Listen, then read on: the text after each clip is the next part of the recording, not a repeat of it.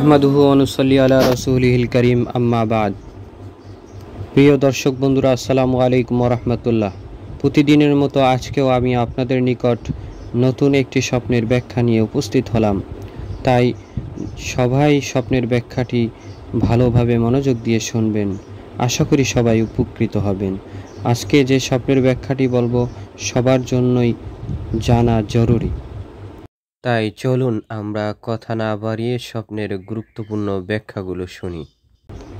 যদি কোনো ব্যক্তি উপর থেকে নিচে পড়তে দেখে স্বপ্নের ভিতরে, তাহলে আর্থিকভাবে ক্ষতিগ্রস্ত হওয়ার সম্ভাবনা রয়েছে, অবনতি হওয়ার সম্ভাবনা রয়েছে, উন্নতি আসবে না, তার উন্নতি আসতে পারবে না, ব্যবসায় লোকসান হবে, তার সকল দিক থেকে ক্ষতির লক্ষ্য দেখা দিবে।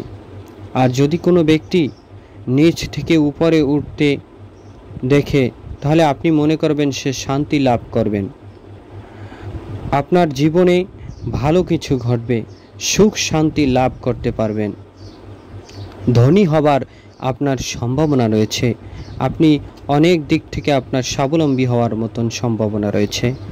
আর কোনো ব্যক্তি উঁচু বাড়ি দেখে তাহলে তার মান সম্মান বৃদ্ধি পাওয়ার সম্ভাবনা রয়েছে। প্রিয় দর্শক বন্ধুরা, আর যদি কেউ দেখে স্বপ্নের ভিতরে উড়তেছে, আকাশে ভ্রমণ করতেছে, উঠতেছে, তাহলে তার ভ্রমণ করার ইঙ্গিত রয়েছে, ঘুরতে ফিরতে ইচ্ছে হবে, অনেক জায়গায় সে যেতে পারবে। আর কোনো ব্যক্তি স্বপ্নের ভিতরে দেখে যে উঁচু স্থানে আরোহণ করতেছে, উঁচুর দিকে মানে উপরের দিকে উঠতেছে, যদি এমন কোনো ব্যক্তি দেখতে থাকে, তাহলে তার ধন সম্পদ বৃদ্ধি পাবে এবং প্রভাবশালী হওয়ার সম্ভাবনা রয়েছে, লক্ষণ রয়েছে, সে অনেক ধন সম্পদ ব্যক্তি হবে। যদি কোনো ব্যক্তি উঁচু স্থানে বসতে দেখে, তাহলে তার সফলতা আসার ইঙ্গিত বোঝায়, তার সফলতা আসার সম্ভাবনা রয়েছে। প্রিয় দর্শক বন্ধুরা, আমি যে এই ব্যাখ্যাগুলো বললাম, মূল সারাংশ, মূল ব্যাখ্যাটি হলো এটা যে যদি কোনো ব্যক্তি উপরের দিকে উঠতে দেখে, উপরের দিকে ভ্রমণ করতে দেখে, তাহলে তার জীবনে সফলতা আসার লক্ষণ রয়েছে।